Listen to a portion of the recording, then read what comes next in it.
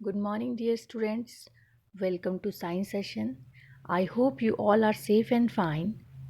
As we all knows that corona is still present in an environment in our surrounding. So don't take it lightly and take care of all these things like wear mask when you are going outside, wash your hand when you are coming back and maintain distance from your friends and colleagues. Good morning, dear students. Welcome to science class. Today we are going to discuss about the combination of resistors or resistances. Resistance is the property of a substance that opposes the flow of current. So we have to connect more than one resistance in a circuit for practical purposes. And the resistance can be joined either in series or in parallel. Series combination is used when the resistance in the circuit is to be increased or current is to be decreased, right?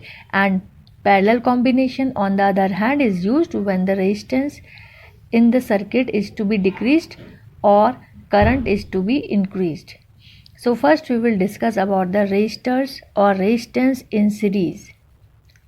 Series means a number of resistors are said to be connected in series if they are joined end to end and the same. That is, current flows through each one of them when a potential difference is applied across the combination. So here you can see in the picture that in a wire we have taken three resistors R1, R2 and R3 that are joining in series, right? So and the potential difference across them V1, V2 and V3. If we calculate them, so it will come like that. Rs is the resistance in series and potential difference will be V. The total potential difference will be V. So these two diagrams are same. Here the total resistance is denoted by Rs.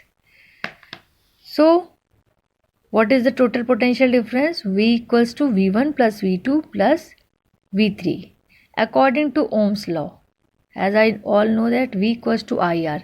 So for V1 it will be IR1, V2 IR2, V3 is equals to IR3. That is equation number 2. And if combinedly we calculate, the potential difference will be IRS. That is the resistance in series. Question number 3. So when we put the values or from equation first, second, 3, V is equals to V1 plus V2 plus V3. So we put the values in form of IR. IRS is equals to IR1 plus IR2 plus IR3. And so it comes RS equals to R1 plus R2 plus R3 and so on. So resistance in series is equal to the sum of the individual resistance in the circuit. If there is n resistance, so it will come R1 plus R2 then up to Rn. It is the total sum of all the resistance. Now next case is resistance in parallel. Resistance, here you can see in the picture, this is the resistance R1, R2 and R3. These three are in parallel condition, right? So it is just equivalent to that diagram, that is here I current and Rp.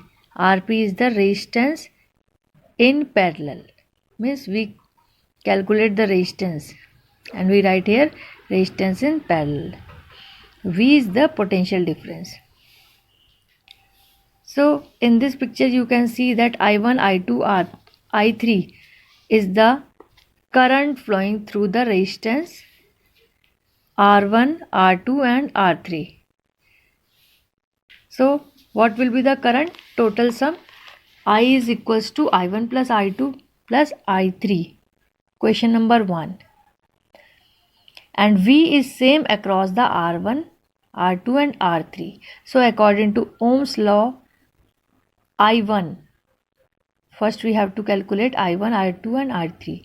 It will be V by R1 as potential is same, I2 equals to V upon R2 and I3 equals to V upon R3, right? That is equation number 2.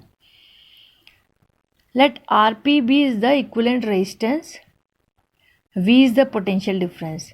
So I, the total current will equals to potential upon total resistance or equivalent resistance.